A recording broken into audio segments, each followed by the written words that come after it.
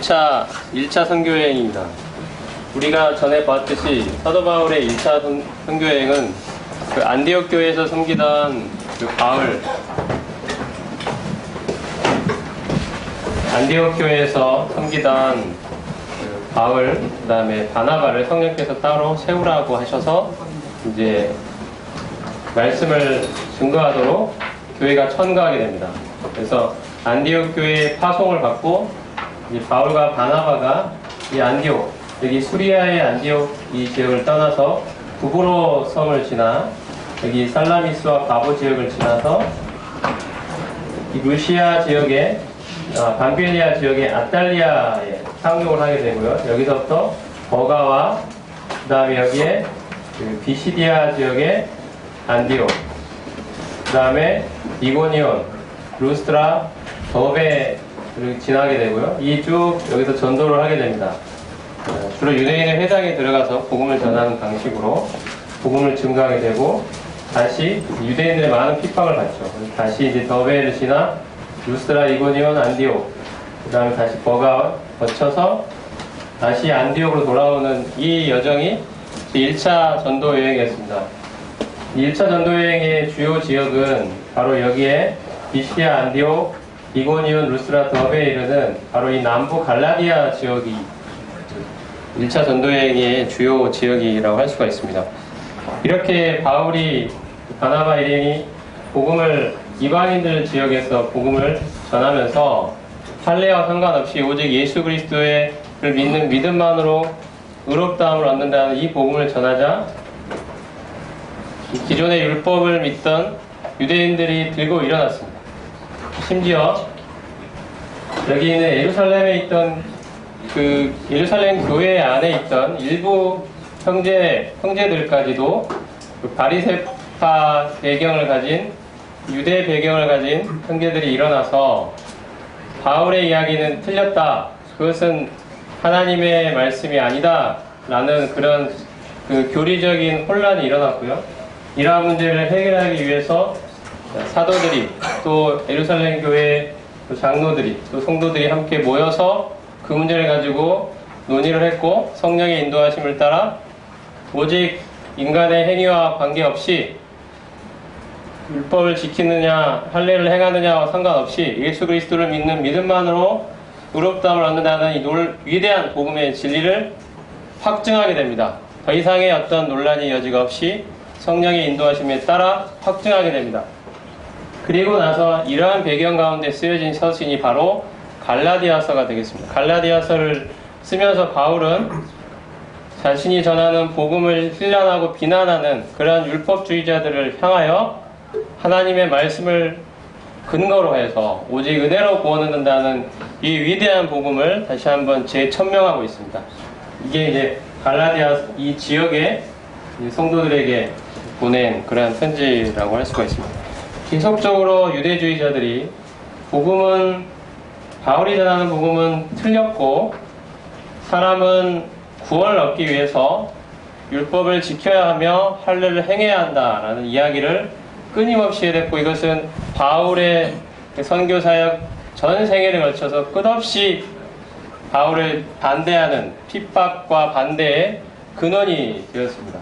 이처럼 복음의 진리라는 것은 끝없이 사탄이 이것을 무너뜨리기 위해서 계속해서 집요하게 물고 늘어지는 그런 핵심 진리라고 할 수가 있습니다. 왜냐하면 여기에 우리 인간의 삶과 죽음의 문제가 걸려있기 때문입니다.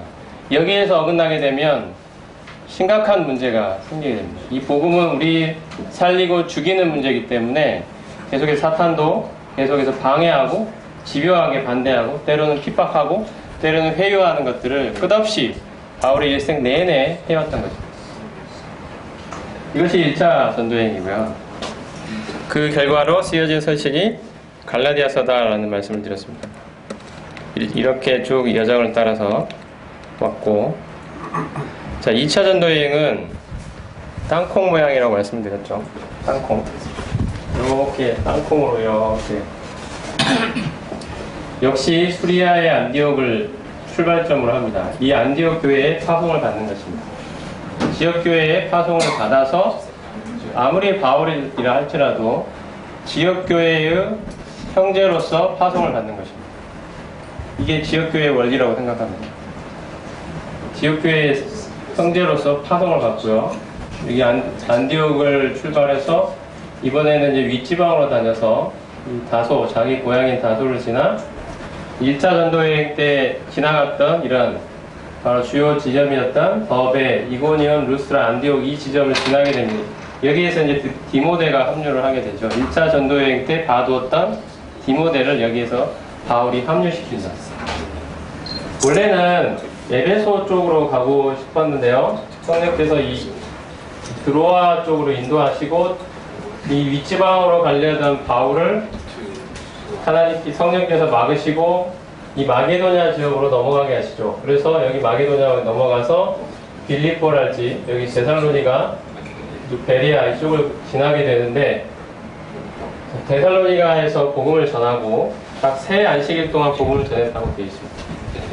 우상을 섬기는 그 지역, 하나님을 모르던 사람들, 이 사람들에게 세 안식일 동안 복음을 전했을 때 사람들이 믿고 그리스도를 믿고 구원을 얻는 일들의 역사가 일어났습니다. 교회가 형성이 됐습니다. 빌립보에서도 그렇고 데살로니가에서도 그랬습니다. 바울이 이렇게 내려오는데 데살로니가에 막 이제 세워진 교회의 성도에게 엄청난 핍박이 가해졌습니다. 이 핍박을 한 사람들은 역시나 유대주의자들입니다. 그들의 믿음을 무너뜨리기 위해서 이제 바울이 떠났을 때 바로 남아있는 성도들을 집요하게 공격해온 것입니다. 핍박하고. 그리고 유대주의자들 뿐 아니라 이 우상을 섬기던 그 사회에서 우상을 버리고 살아계시고 참되신 하나님을 섬기려는 그들을 향하여 온 사회가 그들을 핍박하기 시작했습니다. 그래서 바울이 이 데살로니가의 성도들이 염려가 되어서 여기에 디모데의 일행을 남겨놓았죠. 그리고 혼자 아덴으로 가서 복음을 전하고 고린도에까지 이르게 됩니다. 고린도에서도 복음을 열심히 전해서 고린도 교회가 형성이 되게 됩니다. 이런 상황에서 이제 디모데 일행이 돌아와서 데살로니가의 성도들이 믿음 위에 굳게 서 있다는 이 소식을 전해주자 하나님께 말할 수 없는 감사의 마음으로 썼던 편지가 바로 데살로니가 전서와 데살로니가 후서입니다. 물론 그들이 가졌던 여러 가지 필요와 질문에 대한 대답도 함께 적혀 있습니다. 이처럼 바울이 썼던 서신서들은 이와 같은 치열한 선교의 현장에서 사역의 현장에서 그들의 필요를 채우기 위해서 하나님께 대한 또 바울의 마음을 담아서 진심 어리게 썼던 바로 그러한 살아있고 생생한 편지들입니다. 죽어있는 편지들이 아닙니다. 책상머리에서 그냥 쓰여진 편지들이 아닙니다. 자기의 온 몸과 마음을 바쳐서 복음을 증거했던 그 살아있는 치열한 현장 속에서 기록된 것이 바로 바울의 편지들입니다. 이렇게 고린도 교회가 형성이 됐고요. 바울은 이렇게 에베소를 잠깐 거쳐서 이렇게 지나가게 다시 돌아오게 되죠. 이렇게 다시 안디옥으로 돌아오게 됩니다. 이게 2차 전도여행이었고요. 저희 기억하시죠?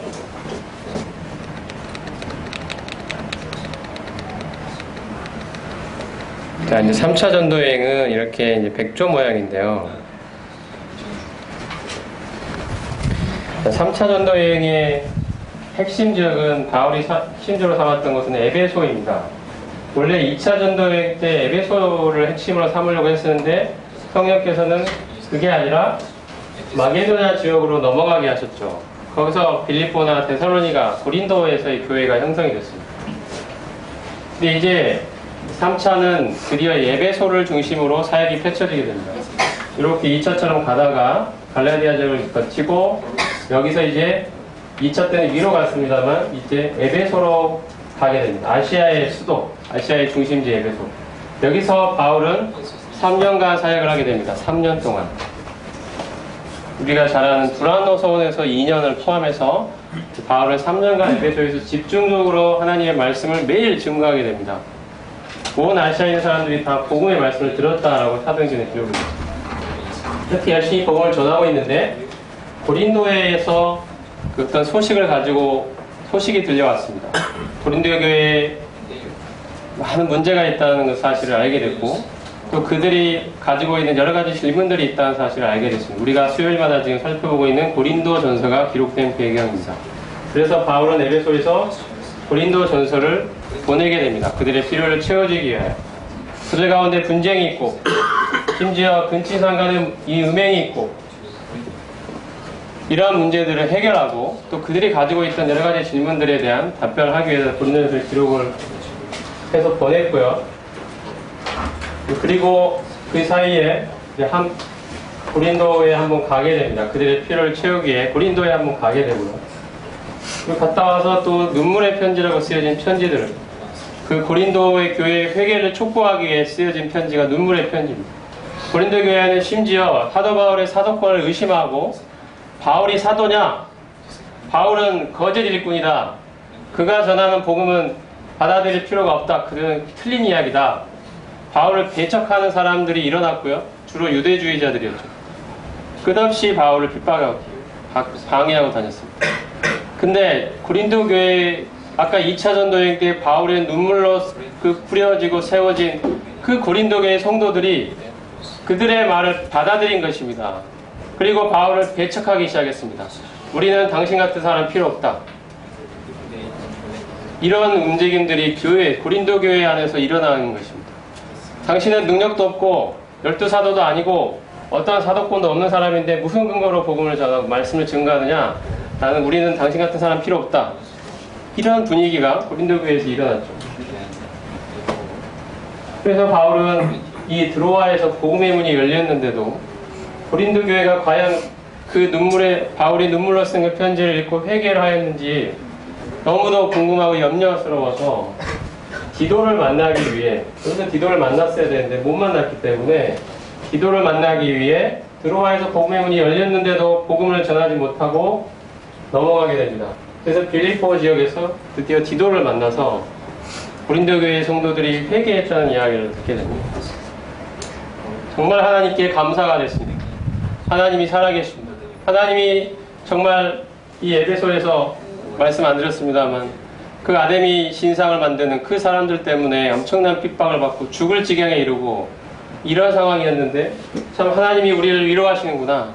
고린도 교회의 염려 때문에 매일 마음에 눌리고 하나님 앞에 매일 눈물로 하나님 앞에 엎드렸던 그 마음을 하나님이 위로해 주시는구나. 참으로 하나님은 위로의 하나님이다. 이렇게 쓰여진 서신이 바로 고린도 후서입니다. 지금 우리가 살펴보고 있는 고린도후서가 쓰여진 배경입니다. 그래서 바울은 고린도후서를 여기서 쓰고 내려와서 고린도에 이르러서 고린도에서 3달 동안 겨울을 보내는 동안에 우리가 잘 아는 유명한 로마서의 말씀을 기록하게 됩니다. 로마서를 여기서 기록하고 다시 이렇게 다녀서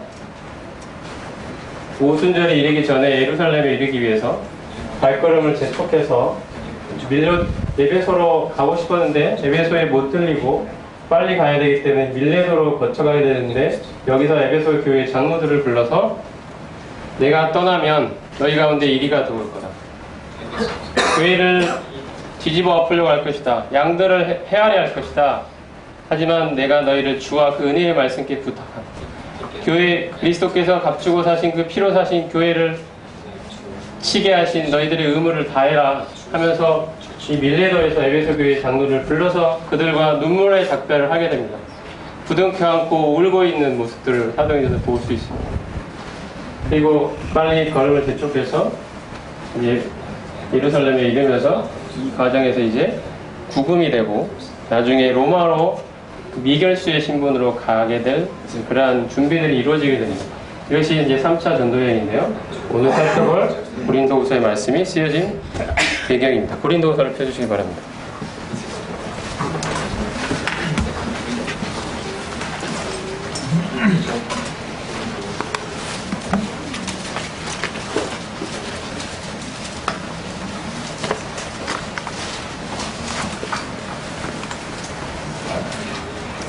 지난 시간에 고린도후서 3장까지 살펴봤었습니다. 특별히 3장 18절에서 우리가 다 수건을 벗은 얼굴로 거울을 보는 것 같이 주의 영광을 보며 그와 같은 형상으로 변화하여 영광에서 영광에 이르니 곧 주의 영으로 말미암이니라 는 말씀을 살펴보았습니다.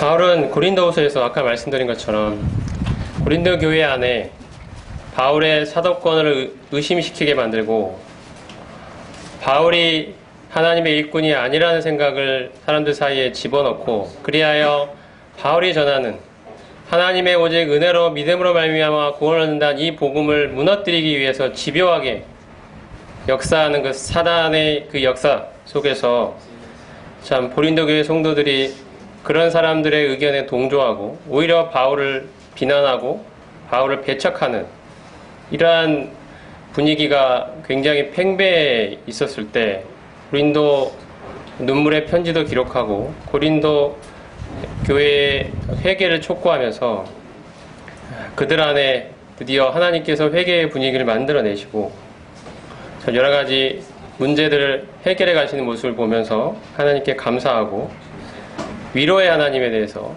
이제 기록을 했습니다. 하지만 고린도 교회 안에 여전히 바로 그 거짓 사도들, 바울을 힐난하고 비난하는 바울이 전하는 복음을 쓰러뜨리기 위해서 계속해서 집요하게 역사해 오는 바로 그들이 여전히 존재하고 있었습니다. 바울은 고린도 교회가 그들을 향해 계속해서 확고한 단호한 자세를 유지할 것을 말하고 그들과 자신을 비교하기 시작합니다. 그들이 율법에 기초하여 사람의 행위와 노력과 이러한 수고를 조차 오직 은혜뿐이 아니라 사람의 행위와 능력, 수고 이런 것들이 구원 얻는데 반드시 필요하다는 이 이야기를 전하는 그들의 사역과 자신의 사역을 비교하면서 자신이 전하고 있는 이 복음이 얼마나 위대한 것이며 이 복음을 맡은 자신의 사역이 어떠한 특징을 가지고 있고 그들과 대조해서 어떠한 본질을 갖고 있는 사역이라는 사실을 이야기해오고 있습니다. 그래서 3장에서는 자신이 바로 옛 언약이 아닌 새 언약의 일꾼이라는 측면을 말했고 이제 지금 저희가 살펴보려 할 4장에서는 자신의 일꾼으로서의 직분이 생명의 직분이라는 사실을 말하고 있습니다. 앞으로 또 화목해야 하는 직분에 대해서 또 이야기를 할 것입니다. 4장 8절 말씀을 같이 한번 읽어보겠습니다.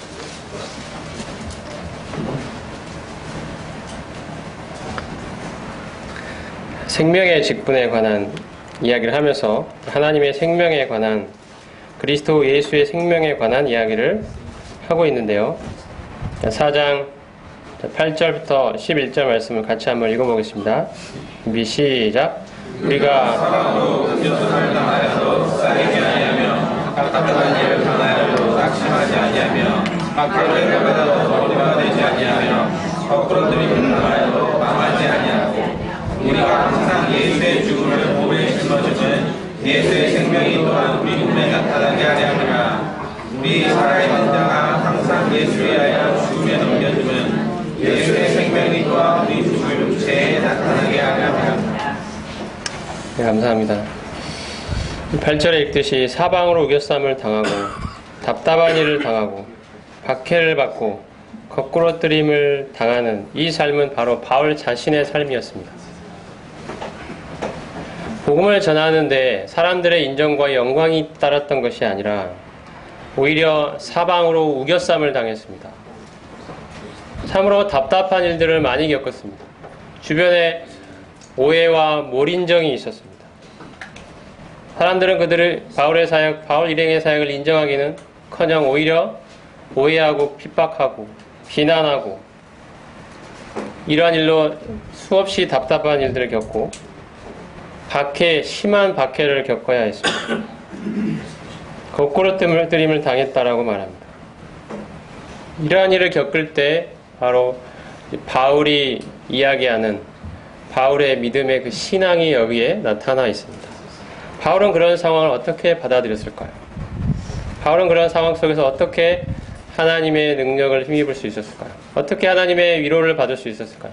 어떻게 사역의 힘을 얻을 수 있었을까요? 그 많은 핍박과 오해와 몰인정 속에서 그 답답함 속에서 어떻게 하나님 앞에 다시 힘을 얻고 하나님이 맡겨주신 그 사명을 감당해 나갈 수 있었겠습니까? 바로 이것이 10절과 11절에 그 비결이 나타나 있습니다. 하나님께서 나를 그와 같은 죽음의 상황에 두시는 것은 바로 예수의 생명이 나를 통해 나타내고자 하신다는 이 위대한 이 복음의 역사를 깨달은 것입니다. 내가 죽을 때 주님이 사신다는 사실을 바울은 이야기합니다. 하나님이 왜 나를 그와 같은 죽음 속으로 몰아가시는가? 인간적으로는 너무도 답답하고 참 안타깝고 저 사방으로 우겨싸움을 당하는 것 같은 이 괴로운 상황 속으로 왜 하나님이 나를 두시는가? 바울은 이야기합니다. 예수의 생명이 이 죽음을 통해 나타나기 때문이다. 내가 내 자신을 하나님이 말씀하시는 말씀에 따라 죽음에 넘겨줄 때 바로 나를 통해 생명이 역사하게 된다. 생명의 열매가 나타나게 된다. 우리 안에 두신 이 그리스도의 생명은 죽음을 통해 역사합니다. 내가 죽지 않고서는 이 예수님의 부활 생명이 내 안에서 살아 역사할 수가 없습니다. 우리가 원하는 그 성령의 열매도 그 생명의 나타남도 바로 나의 죽음을 통해 일어납니다. 우리 살아있는 자가 항상 예수를 위하여 죽음에 넘겨졌다라고 바울은 이야기합니다. 항상 죽음에 넘겨졌습니다. 어쩌다가 한 번이 아니라 매일 매순간 죽음에 넘겨지는 것입니다. 자기가 부인되는 것입니다. 내가 어떠한 취급을 받느냐가 중요한 게 아니라 오직 그리스도, 내 안에 계신 그리스도가 영광을 얻으시는 것이 그의 인생의 목표가 되어 있습니다. 아무리 답답하고 어렵고 힘든 상황이 나에게 펼쳐지더라도 이러한 상황 속에서 자신을 죽음에 내어주고 자기의 자아를 십자가에 못 박고 오직 그리스도께서 하나님께서 나를 십자가에서 죽이신 사실을 믿음으로 받아들이고 자기의 어떤 뜻과 자기의 생각도 주장하지 않고 하나님의 인도하심에 자기의 온 생애를 맡기고 있습니다. 오직 나를 통해 우리 주님의 생명만이 나타나기를, 주님의 영광만이 드러나기를 그의 인생의 목표가 되어 있습니다. 오히려 그에게 주어지는 이 어려운 상황들은 하나님의 생명을 경험하는 기회가 되고 있습니다. 성도님들, 어렵고 답답하고 억울하고 곤란한 상황에 혹시 처해 계십니까? 그 가운데서 벗어나고 싶고 나의 억울함을 풀고 싶고 나의 답답함을, 나의 오름을 입증하고 싶고 그러한 상황과 환경이 바뀌기를 원하십니까? 하나님은 상황이 바뀌는 것이 아니라 바로 내가 바뀌기를 원하십니다. 내가 억울하고 답답하고 곤란한 상황에 처하게 하시는 것은 나의 죽음을 경험하도록 하시기 위한 하나님의 특별한 배려입니다. 그를 통하여 예수 그리스도의 생명에 참여하도록 하시는 것입니다. 우리는 스스로를 부인하는 곳에서 바로 예수님의 생명, 성령의 열매가 나타나는 것을 경험합니다. 사랑과 희락과 화평과 오래 참음과 자비와 양성과 충성과 언유와 절제가 나를 통해 나타나는 것을 보게 됩니다. 성도를 미워하고 판단하는 그 마음이 아니라 이제 그 마음이 부인되고 내가 십자가에 못 박혀 죽었음을 믿음으로 받아들이고 그에 따라 행동하는 순간 내 안에 예수님의 사랑이 자라나고 예수님의 희생이 자라나고 예수님의 온유하심이 드러나게 됩니다. 이게 바로 사도 바울이 깨달았던 이 복음의 위대한 역설입니다. 우리가 죽는 곳에 예수님이 살아나신다는 것입니다. 예수님이 생명이 역사한다는 것입니다. 그것이 이러한 생명의 복음을 전하기 위하여 바로 내가 부름받았다. 나를 비난하고 힐난하는 그들이 말하는 그 정죄의 사역과 비교할 수 없는 생명의 사역이 나에게 주어져 있다. 하나님이 나에게 주신 복음은 이 생명의 복음이다. 이를 통하여 생명이 역사하는 복음이다. 이 이야기를 바울은 하고 있습니다. 우리는 이론이 아니라 매일 매순간 실제의 삶에서 그리스도와의 연합을 경험해야 합니다. 내가 죽고 주님이 사시는 삶이 정말 체화되어야 합니다. 그 가운데 얼마나 큰 영광이 있는지 스스로 경험해 보아야 합니다. 내가 죽는 곳에 진정 주님이 역사하심을 내 삶을 통해 경험해야 합니다. 나의 인격이 이를 말미암아 변화되는 것들을 보아야 합니다. 그 주변에 자연스럽게 그런 삶이 증거되어야 합니다. 4장 16절 이하에 보면 또 생명의 사역에 대해서 이야기합니다. 제가 몇 말씀 읽겠습니다. 그러므로 우리가 낙심하지 아니하노니 우리의 겉사람은 낡아지나 우리의 속사람은 날로 새로워지는도다. 우리가 잠시 받는 환난에 경한 것이 지극히 크고 영원한 영광의 중한 것을 우리에게 이루게 하매니 우리가 주목하는 것은 보이는 것이 아니요 보이지 않는 것이니 보이는 것은 잠깐이요 보이지 않는 것은 영원함이니라. 만일 땅에 있는 우리의 장막집이 무너지면 하나님께서 지으신 집 곧 손으로 지은 것이 아니요 하늘에 있는 영원한 집이 우리에게 있는 줄 아느니라. 참으로 우리가 여기 있어 탄식하며 하늘로부터 오는 우리 처소로 덧입기를 간절히 사모하노라. 이렇게 입으면 우리가 벗은 자들로 발견되지 않으려 함이라. 참으로 이 장막에 있는 우리가 짐진 것 같이 탄식하는 것은 벗고자 함이 아니요 오히려 덧입고자 함이니 죽을 것이 생명에 삼킨 바 되게 하려 함이라. 여기에 또 하나의 생명의 사역이 나타나 있습니다. 바울은 환난으로 인해서 겉사람 곧 육신이 곤고한 이 상황 속에서도 속사람은 날로 새로워진다라고 이야기합니다. 겉사람은 후패하나 우리의 속은 날로 새롭도다. 어떻게 바울이 이런 이야기를 할 수 있었을까요? 여기에 바로 부활의 소망이 있기 때문입니다. 예수 그리스도를 죽음 가운데서 부활시키신 그 생명의 역사가 있기 때문입니다. 우리 또한 이 부활에 참여할 자들이기 때문입니다. 지금 있는 상황이 답답하고 힘들고 나로 하여금 탄식을 하게 만드는 상황일지라도 우리 주님께서 다시 오실 때 우리의 이 낮은 몸을 주님의 영광의 몸의 형체와 같이 변케 하시는 이 놀라운 부활이 우리를 기다리고 있기 때문에 참으로 핍박으로 인해서 이 겉사람은 날로 후패해 갈지라도 우리의 속은 오히려 그럴수록 더 새로워진다라고 이야기합니다. 이 세상에 미련을 두지 않고 오직 주님께서 다시 오시는 그 영광의 날을 소망하게 됩니다. 우리가 이 땅에 많은 것들을 쌓아놓고 이 땅에 미련을 둘 만한 것들을 많이 간직하고 있다면 우리 마음에 이 땅이 아닌 주님 다시 오시는 그 하늘의 영광을 얻게 되는 그날을 우리가 어떻게 소망할 수 있겠습니까? 우리가 주님으로 말미암아 핍박받는 삶이 없다면 우리 마음에 이러한 새로운 소망이 솟아나는 것들을 우리가 어떻게 경험해 나갈 수 있겠습니까? 바울은 참으로 크나큰 핍박 속에서 겉사람의 후패함 속에서 그의 속사람이 날로 새로워졌다라고 이야기합니다.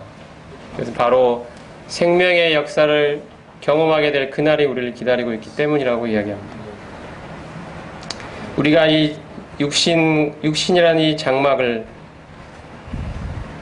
가지고 있는데 그 날에 하나님이 예비하신 그 영광의 옷을 입게 되는 바로 그 날이 우리를 기다리고 있다. 생명이 이 죽을 것이 생명에게 삼킨 바 되는 그 날을 소망하고 있다. 내 안에 있는 이 생명이 완전하게 드러날 그날이 우리를 기다리고 있다.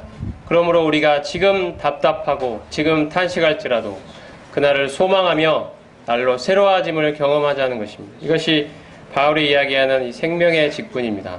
이 복음을 나는 증거하고 있고 부름받은 자이다. 이것이 얼마나 큰 위대한 일이냐. 그들과 비교할 수 없는 생명의 직분이다. 이야기를 합니다. 저는 이런 이야기를 읽으면서 그 참 비교 대상도 안 되는 그 거짓 사도들 그들의 사역과 비교하기 위해서 이 고린도후서를 써야만 했던 바울의 심정을 생각해 봅니다. 이런 이야기를 할 필요가 없는 분입니다. 거리도 안 되는 이야기입니다. 근데도 바울은 고린도 교회 성도들을 위하여 이런 이야기를 하나하나씩 해나갑니다. 나중에 살펴보겠습니다면 내가 부득불 자랑한다 이야기합니다. 그들이 스스로를 자랑하면서 바울을 얼마나 비난하고 낮추고 힐난했으면 바울은 내가 내 자랑 내가 쓰고 싶지 않지만 그들이 하도 그렇게 하기 때문에 그리고 그들의 비난에 너희들이 넘어가 있기 때문에 내가 부득불 이런 이야기를 할 수밖에 없다라는 것입니다. 이게 바울의 마음이었습니다. 우리는 안타까운 심정으로 고린도후서를 보게 됩니다. 바울이 이렇게까지 해야 될 만큼 상황이 안 좋았다는 거죠. 고린도 교회 성도들 안에 사단이 역사하고 있었다는 것입니다. 하지만 복음은 위대합니다. 하나님이 맡겨주신 이 복음은 위대합니다. 우리가 지금 가지고 있는 이 복음의 말씀은 위대합니다. 여기에는 생명이 있습니다. 오히려 우리는 이러한 서신을 통하여 바울의 마음속에 어떠한 생각들이 있었는지를 읽어낼 수 있는 그런 기회를 얻게 됩니다. 복음의 전도자 바울 안에 어떠한 생각이 있었는지를 우리는 이 고린도후서 같은 개인적인 서신을 통하여 보게 됩니다. 고린도후서는 특별합니다. 바울 개인의 생각이 여기에 나타나 있습니다. 공적인 마음, 그런 성격도 있지만 바울이 가졌던 그 개인적인 마음이 여기에 담겨 있습니다. 우리 스스로, 오늘날 우리 개인에게도 많은 교훈을 안겨다 주는 생각들입니다. 그 다음에 5장으로 넘어가면 5장과 6장에는 바울의 직분이 그들의 정죄하게 하고 사망에 이르게 하고 멸망하게 하는 직분이 아닌, 그러한 율법의 직분이 아닌 하나님의 원수였던 우리를 하나님과 화목하게 하는 직분이라는 사실을 이야기하고 있습니다. 고린도후서 5장 18절 하반절에 보면 우리를 자기와 화목하게 하시고 우리에게 화목하게 하는 직분을 주셨다라고 이야기합니다. 이것이 바울이 고린도교회 성도들을 향하여 이야기하는 화목의 직분입니다. 그리고 이러한 화목해 하는 직분의 기초는 5장 14절에 있듯이 바로 그리스도의 사랑입니다. 아침에 어떤 형제님께서 예배 시간에 읽으셨던 말씀인데요. 5장 14절 15절 같이 한번 읽어보겠습니다. 시작. 그리스도의 사랑이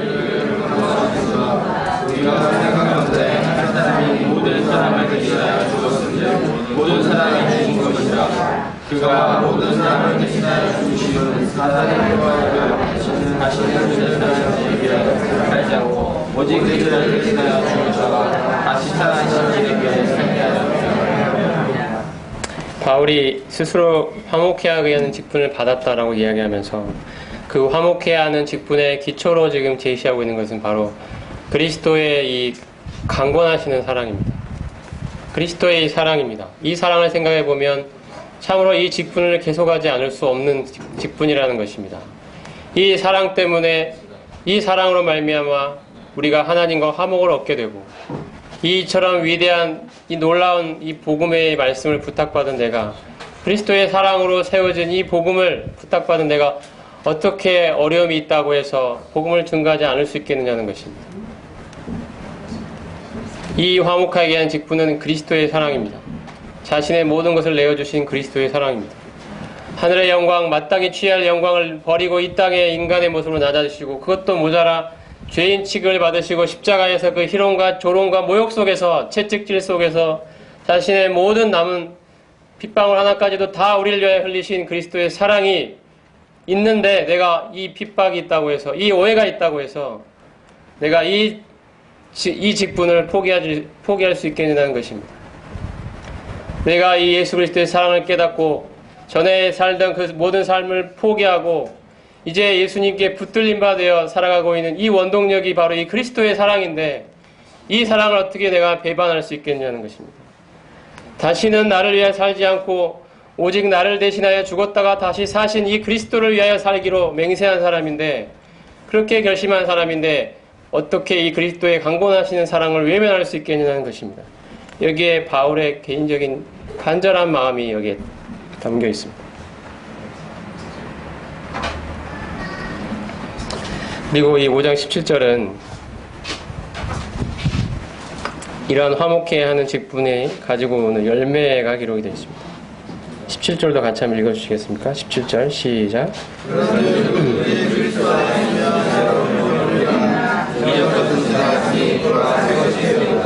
이 화목해야 하는 직분의 열매는 바로 새로운 피조물을 얻는 것입니다. 여기서 새롭다는 것은 순서상으로 뒤에 나와 있다는 뜻이 아닙니다. 여기서의 새로운이라는 말의 의미는 전적으로, 질적으로 새로운 것을 말합니다. 순서상 뒤에 출현했다는 뜻이 아니라 질적으로 전에는 존재한 적이 없었던 그 새로움을 이야기합니다. 우리가 그리스도 안에 있을 때 새로운 피조물이 된다는 것은 전에는 경험해 본 적이 없었던, 전에는 존재하지 않았던 그 새로움을 얻는 것을 말합니다. 완전히 새롭게 창조된 피조물을 이야기합니다.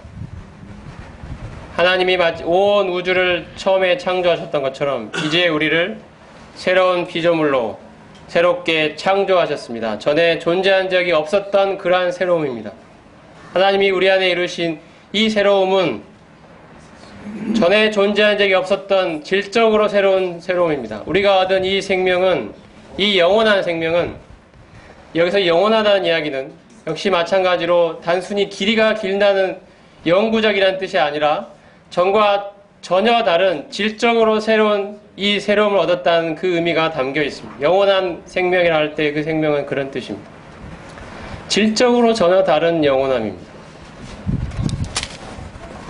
그리스도인이 된다는 것은 옛사람이 개선된다는 걸 의미하는 것이 아니라 새 사람의 창조를 받는 것입니다. 이제 우리 안에는 새롭게 창조된 새로운 피조물로 존재하는 내가 있습니다. 전에 하나님을 떠나 내 마음과 내 생각을 따라 나의 욕심을 채우며 살아오던 이 옛사람은 죽고 이제 하나님을 내 삶의 주인으로 모시고 살아계신 그분을 섬기며 예수 그리스도의 종으로 살아가겠다는 이 새로운 사람이 있는 것입니다. 이 질적인 새로움이 우리 가운데 주어진 것입니다. 이것이 하나님이 복음을 통해 우리에게 이루신 일입니다. 오늘 우리가 복음의 침례를 받게 되는 것은 이 사실을 드러내는 것입니다. 옛사람이 죽고 이제 내가 새로운 사람으로 거듭났음을 하나님 앞과 온 성도들 앞에 공적으로 고백하고 표현하는 것입니다.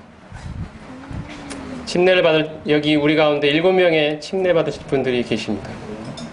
침례 받을 때 여러분은 물에 완전히 잠기게 될 것입니다. 그리고 완전히 잠겼다가 다시 물에서 나오게 됩니다.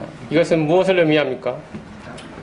바로 우리의 옛사람, 하나님을 떠나 하나님을 주인으로 여기지 아니하고 내 가운데 인생의 주인이 되어 하나님 앞에 죄를 짓고 세상을 따라, 세상 사는 것 똑같이 마음과 육체의 원함을 따라 살아오던 옛사람이 이제 완전히 물에 잠겨 죽듯이 죽고 이제 새로운 사람으로 다시 살아나는 것을 의미합니다. 하나님을 섬기며 예수 그리스도를 주인으로 고백하며 이제 나 자신을 위하여 살지 않고 예수 그리스도를 위하여 살겠다고 고백하는 그 새로운 사람이 거기 서 있는 것입니다.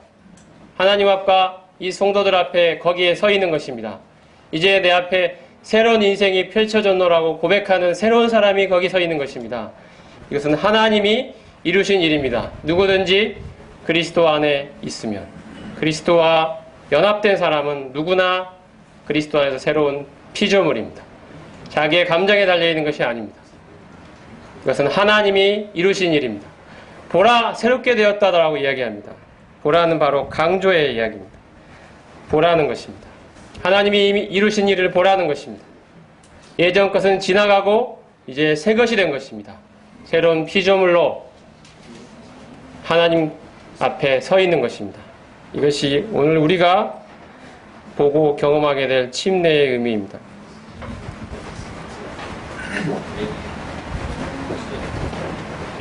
네, 8장 9장을 넘어가면 7장은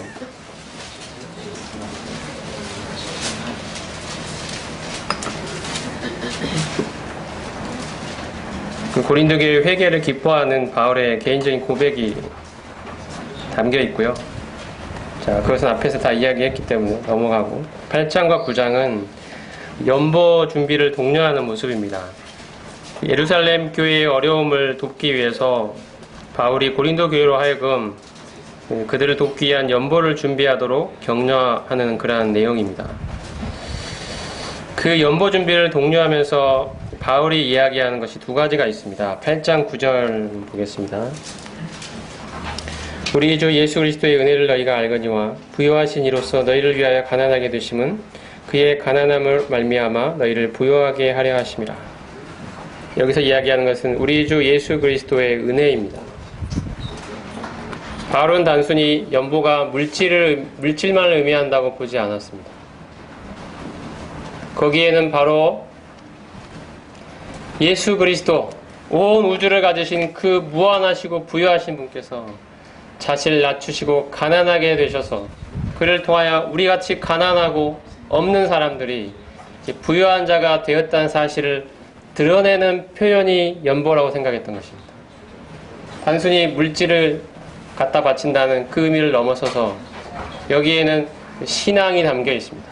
나같이 가난한 자가 예수 그리스도를 통하여 그 은혜를 통하여 부유한 자가 되었다는 고백입니다. 그러므로 나는 이 부유함 가운데 하나님께 또 성도들을 위하여 드릴 수 있는 것입니다. 예수 그리스도의 그 낮아지심으로, 그 가난하게 되심으로 내가 높아지고 부유한 자가 되었다는 이 고백이 물질을 드리는 그 마음에 담겨 있다는 것입니다. 이것이 바울이 이해했던 연보입니다. 예수 그리스도의 은혜가 제시되어 있습니다. 9장 8절로 넘어가겠습니다.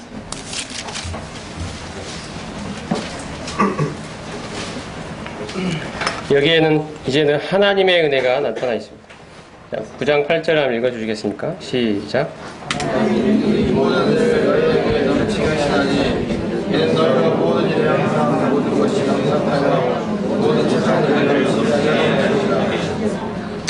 여기에는 하나님의 은혜가 제시되어 있습니다. 아까 예수 그리스도의 은혜가 나타나 있고 연보와 관련하여 여기는 하나님의 은혜가 제시되어 있습니다. 우리는 이렇게 물질을 바치면 나의 생활이 힘들어지고 궁핍해지지 않을까 걱정하는 마음으로 억지로 인색한 가운데 물질을 바칠 그러한 우려가 있습니다. 하지만 바울은 하나님이 모든 은혜의 하나님이라고 말씀하십니다. 하나님은 능히 모든 은혜를 우리에게 넘치게 하시는 분이라고 말씀합니다. 우리가 이 하나님께 드리는 이 물질로 말미암아 우리의 이 생활이 궁핍해지지 않을 것입니다. 하나님이 우리의 필요를 채우실 것입니다.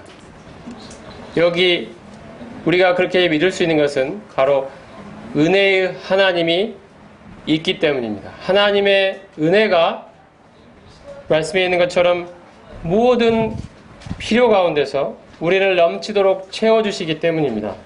능히라고 이야기합니다. 여기에 하나님의 능력이 함께할 것이라고 이야기합니다. 모든 일에 항상 모든 것이 넉넉하여 모든 착한 일을 넘치게 할 수 있도록 우리에게 풍성한 은혜를 부어주시는 하나님, 이 하나님이 여기에 제시되어 있습니다. 그러므로 걱정하지 말라, 염려하지 말라는 것입니다. 너희가 드리는 그 물질, 하나님이 여러분의 모든 필요를 채우시고 축복하실 것이다. 능히 채우실 것이다.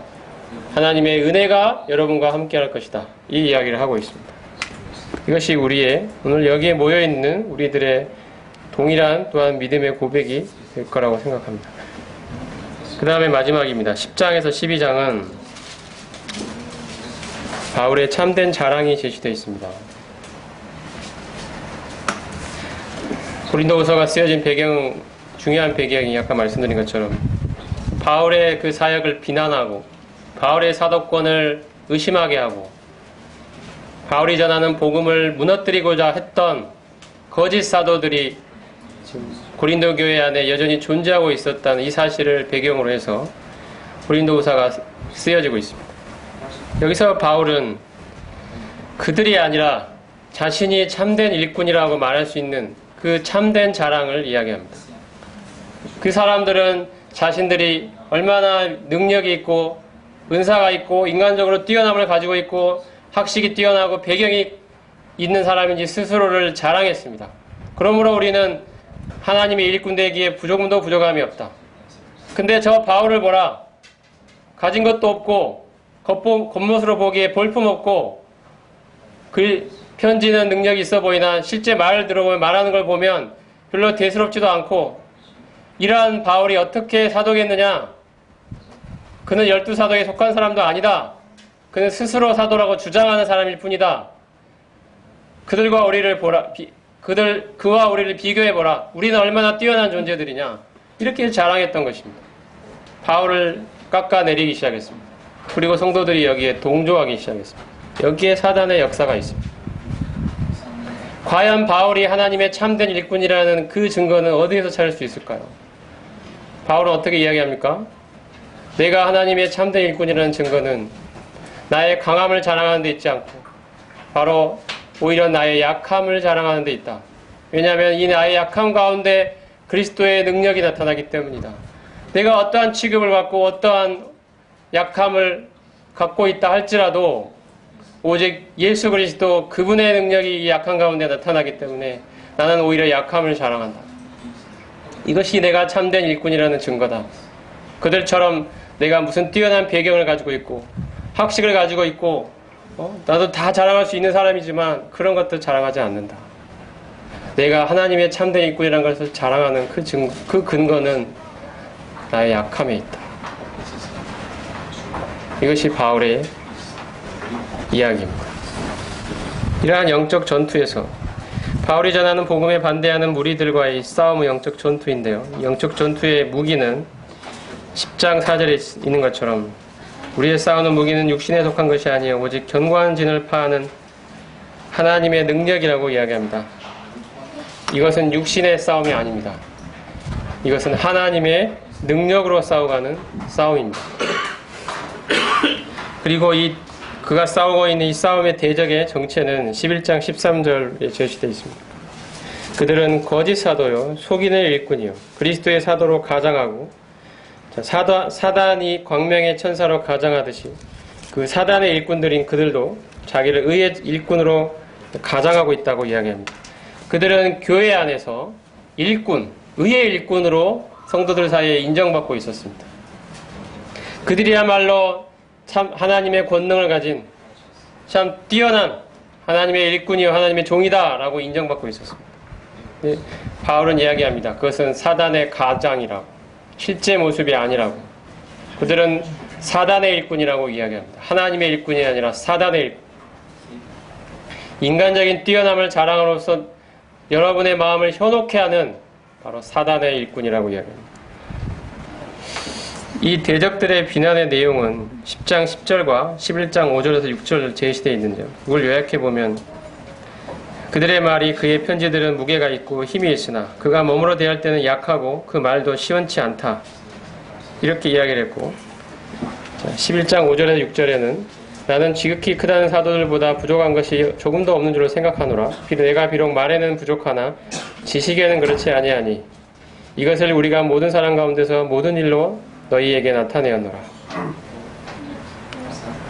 그들의 비난은 바울이 편지는 뭔가 좀 그럴싸한데 실제 대해보면 되게 약해 보이고 보잘것없고 말도 시원하지 않고 뭐 이렇다는 것이죠. 그러니 그가 하나님의 일꾼이냐는 것입니다. 그들이 일꾼이냐 아니냐를 판단하는 기준은 바로 이와 같이 인간적인 것이었습니다. 겉으로 볼 때 뭔가 화려하고 권위가 있어 보이고 카리스마도 있어 보이고 괜찮아 보이고 강해 보이고 능력이 있어 보이고 사람들을 하나님께 이끌 만한 그런 외적인 것들을 갖추고 있느냐 여기에 기준이 있었던 것입니다. 근데 바울은 이야기합니다. 나도 한때 그런 게 다 있었던 사람이지만 그것들을 모두 다 그리스도 안에서 해로 여기고 이제 나의 약함을 자랑하는 자가 됐다. 왜냐하면 내가 드러내고자 하는 것은 나의 능력이 아니라 그리스도의 능력이기 때문이다. 근데 이 그리스도의 능력은 인간의 약함 가운데 나타나는 것이다. 인간의 자랑거리들, 인간이 자기를 높일 수 있는 것들 속에서 하나님의 능력이 나타나는 것이 아니라 인간의 연약함 속에서, 인간의 약함 속에서 그리스도의 능력이 온전해진 것을 내가 알고 있기 때문에 나는 이 약함을 자랑한다. 이것이 바울의 이야기. 이것이 내가 하나님의 일꾼이라는 증거다. 이 대적들이 바울을 반대했던 목표는 11장 4절에 제시되어 있습니다. 만일 누가 가서 우리가 전파하지 아니한 다른 예수를 전파하거나 혹은 너희가 받지 아니한 다른 영을 받게 하거나 혹은 너희가 받지 아니한 다른 복음을 받게 할 때에는 너희가 잘 용납하는구나. 이 대적들이 바울을 그토록 비난하고 힐난하고 깎아내리고 무시하고 배제하려고 하고 제거하려고 했던 이유는 바로 그가 전했던 복음 때문입니다. 바울이 전하는 복음이 아닌 다른 복음을 증거하고자 했습니다. 바울이 전파하는 예수가 아닌 다른 예수를 증거하고자 했습니다.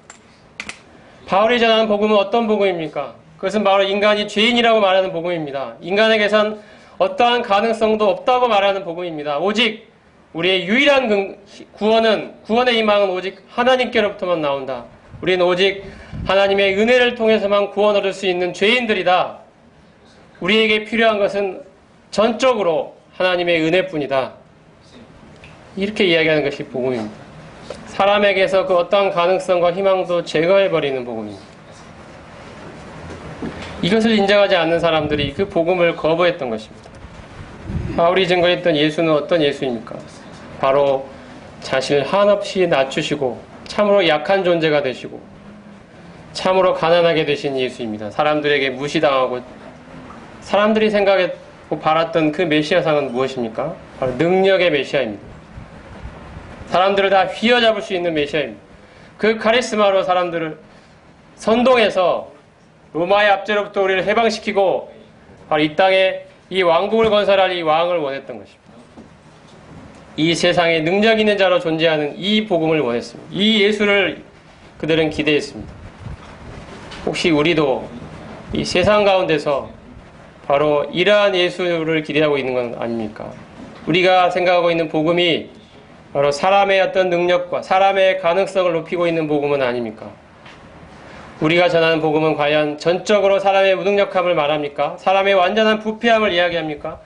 사람이 얼마나 철저하게 죄인 된다는 사실을 이야기합니까? 하나님 앞에 그 어떠한 의도 내세울 수 없는 완전하고 부패하고 더럽고 추한 죄인이라는 사실을 이야기하고 있는 복음입니까? 그 죄로부터 돌이키라고 회개하라고 이야기하고 있는 복음입니까? 아니면 너희 안에 있는 그 좋은 것들을 잘 개발해서 구원에 이르라고 이야기하는 복음입니까? 사람은 완전히 부패한 존재가 아니라고 이야기하는 복음입니까? 우리에게는 그래도 그럴싸한 것들이 있다고 이야기하는 복음입니까?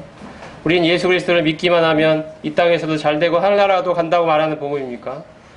이것은 바울이 전했던 복음이 아닙니다. 바울이 그런 복음을 전했더라면 그는 결코 이러한 핍박을 받았을 이유가 없습니다. 마지막으로 12장 9절을 읽고 마치겠습니다.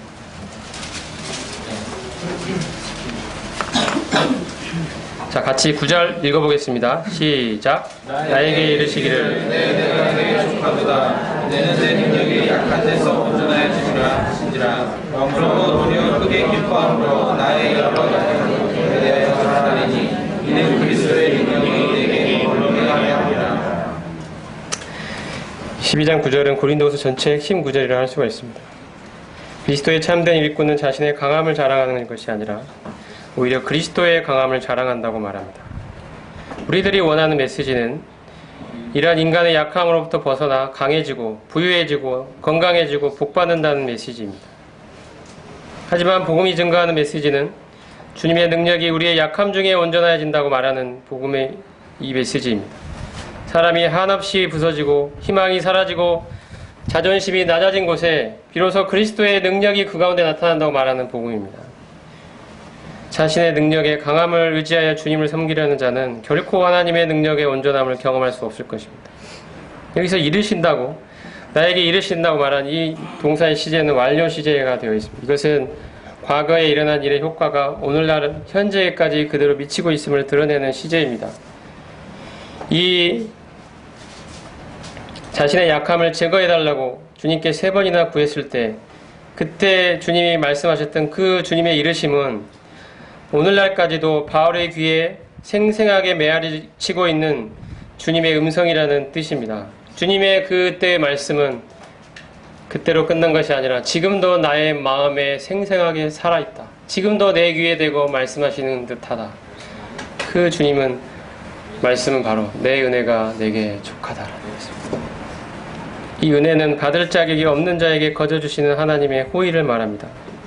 성경에서는 베드로전서에는 모든 은혜의 하나님이라고 이야기하고 우리가 은혜의 보좌 앞에 담대히 나아가자라고 이야기하고 은혜의 말씀께 부탁한다고 하며 우리 성경 요한계시록 맨 마지막 22장의 맨 마지막 구절은 주 예수의 은혜가 너희와 함께 있을지어다 아멘으로 끝나고 있습니다. 이 은혜가 바로 이 복음의 모든 것입니다. 이 은혜는 족하다라고 이야기합니다. 내 은혜가 내게 족하다. 부족함이 없는 은혜입니다. 우리는 부족하다고, 이 하나님의 은혜가 지금 나에게 부족하다고 생각하고 있지는 않습니다. 하지만 하나님 말씀합니다. 이 은혜가 족하다고. 이것은 역시 현재 시제로 사용되어 있습니다. 늘 항상 부족함이 없는 것입니다. 언제는 부족함이 없었다가 그 다음에 부족해지고 이런 게 아니라 늘 항상 지속적으로 부족함이 없는 하나님의 은혜입니다. 그리고 여기 온전해졌다는 것은 목표를 달성했다, 완수했다라는 뜻입니다. 주님을 완전히 의지할 때, 온전히 의지할 때 주님의 목표가 달성이 된다는 뜻입니다. 나의 재능과 능력이 아니라 오직 주 예수 우리 주님의 은혜가 나의 약한 가운데 온전하여집니다. 이거 역시 현재 시제로 사용되어 있고 수동태로 되어 있습니다. 온전하여지는 것이고 이것은 늘 항상 그런 것입니다. 이것이 바울이 증거했던 자신이 진짜 사도라는 증거입니다. 이것이 바울이 전했던 복음이요 우리가 오늘날 믿고 있는 복음이어야 된다고 생각합니다.